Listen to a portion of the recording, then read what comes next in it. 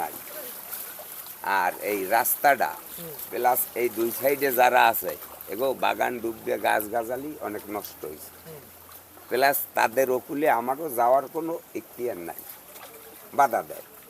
একটা গাছ লাগাইতে পারতেছি না, মানুষ তো আসা যে একটা গাছ লাগাবো খাবো, কোনো কিছু আমাকে জায়গাটাও মাপি আমাকে ঠিক করিয়ে দে নাই, আমাকে ড্রেন দেওয়ার কথা তাও দে নাই, রোড দেওয়ার কথা তাও দে নাই, গরুস্থান দেওয়ার কথা তাও দে নাই, কিছুই দে নাই, যা দেওয়ার কথা কিছুই দে নাই।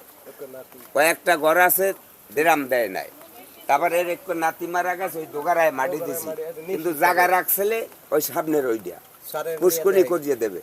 তা আমাদের কোনো কিছুই এই পর্যন্ত দেওয়া হয় না, আর আমরা পাইও না। ওই সামান্য 10 কেজি চাউল এই দেইলে আল্লাহ রাস্তায় তাও সবাই পায় না, তাও সবাই দেয় না, কয় এই দেশে ভাগ লোক করে দিলাম। এইভাবে আমরা সব দিক দিয়ে বঞ্চিত। আমরা এই কয়টা বছরে নেওয়ার পর হইতে এইভাবেই আমরা কষ্ট করি আর চলি।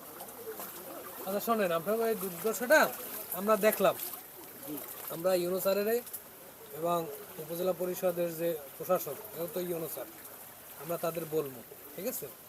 আর আপনাদের ওই যে খরা একটু দিলে মানে স্বাভাবিক একটু হইলে আপনারাও আসবেন, আমরা